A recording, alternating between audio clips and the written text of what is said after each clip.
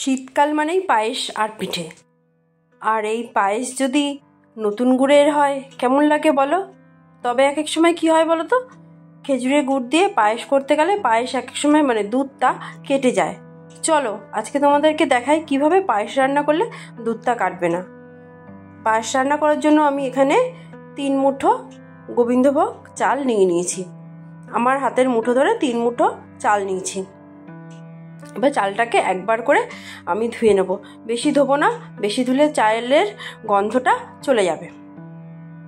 আর এদিকে আমি কাজু আর কিশমিশ নিয়ে নিয়েছি, সেটাকে আমি ধুয়ে জলে ভিজিয়ে রেখেছি।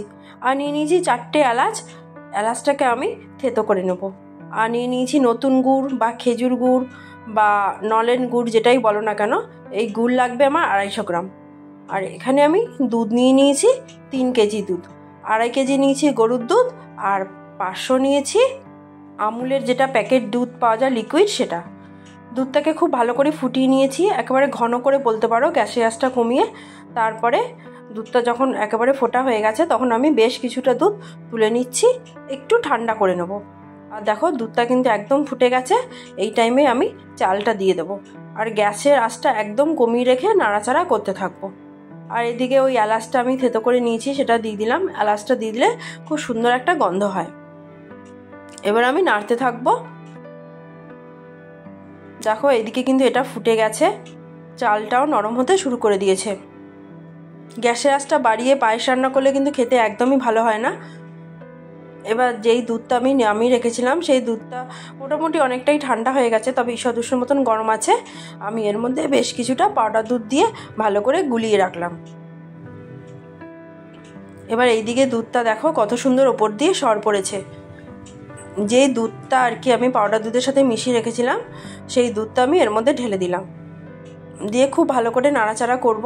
এইদিকে কিন্তু আমার চালটাও একেবারে নরম হয়ে গেছে। এবার খেজুরের গুড়টা আমি ভেঙে রেখেছিলাম সেটা এর মধ্যে দিয়ে দিলাম। আর গ্যাসের আঁচটা বন্ধ করেই কিন্তু খেজুরের গুড়টা দিতে হবে, না হলে না দুধটা কেটে যায়। গ্যাসের আঁচটা আমার বন্ধ আছে, এটা আমি একটু নাড়াচাড়া করে নেব।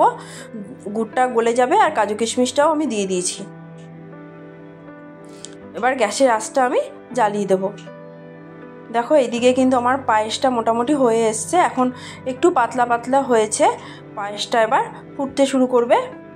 ফুটতে শুরু করলে আমি ঢাকনাটা দিয়ে দেবো। তোমাদের যদি ভালো লাগে লাইক করবে, সাবস্ক্রাইব করবে, আর ঢাকনাটা দিয়ে কিন্তু গ্যাসটা বন্ধ করে দেবো।